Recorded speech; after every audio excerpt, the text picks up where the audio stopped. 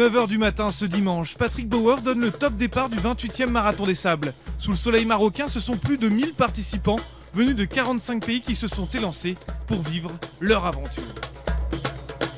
Voilà, enfin des amis sur ce bivouac du Marathon des Sables. En même temps, il y a 45 nationalités représentées sur ce bivouac. Alors ils viennent de partout dans le monde. Il y a des gens du Sultanat de Brunei, c'est mes nouveaux amis, des Japonais et surtout ma super copine Léna qui m'a appris à dire bienvenue sur le Marathon des Sables. Yokoso Sahara Marathon, c'est bien ça Léna? Oui, Yokoso Sahara Marathon, yeah. Yeah.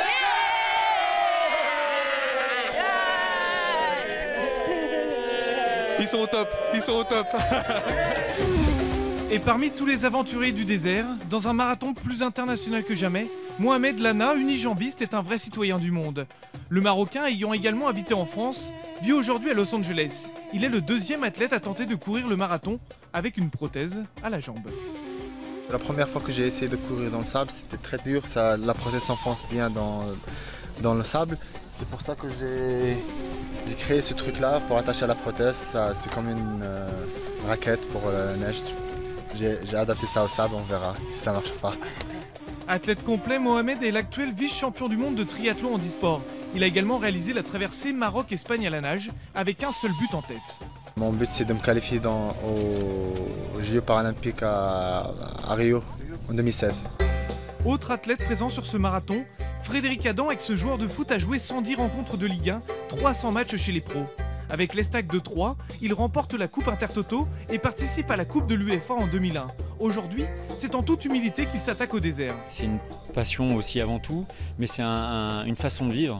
Moi aujourd'hui, je ne peux pas concevoir ma vie sans course à pied, je ne peux pas parler de moi sans parler de course.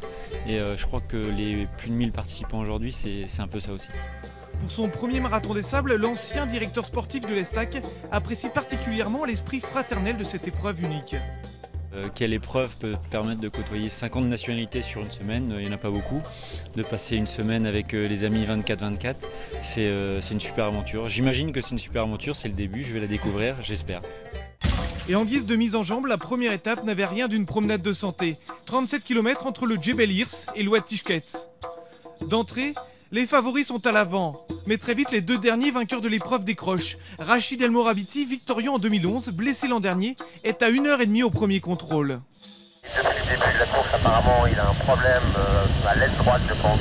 Il court, il s'arrête, il n'est pas en forme. Le Jordanien Salamé à la crotte, tenant du titre, termine 9e en se tenant la cuisse. La semaine risque d'être bien longue. Le grand vainqueur du jour est un habitué de l'épreuve. Mohamed Aounsal, 4 fois vainqueur, s'impose avec panache devant l'Italien Salaris. Il est en grande forme. Je suis content de gagner l'étape, c'est bien pour le moral. Et j'espère que le reste, ça va passer bien aussi. Le Marocain compte déjà 4 minutes 29 d'avance sur Salaris et près de 10 minutes sur l'Espagnol Capo Soler. Chez les filles, pas de surprise, la Française Laurence Klein, grande favorite et tenante du titre, l'emporte d'entrée avec 6 minutes 30 d'avance sur la Britannique Johanna Meek.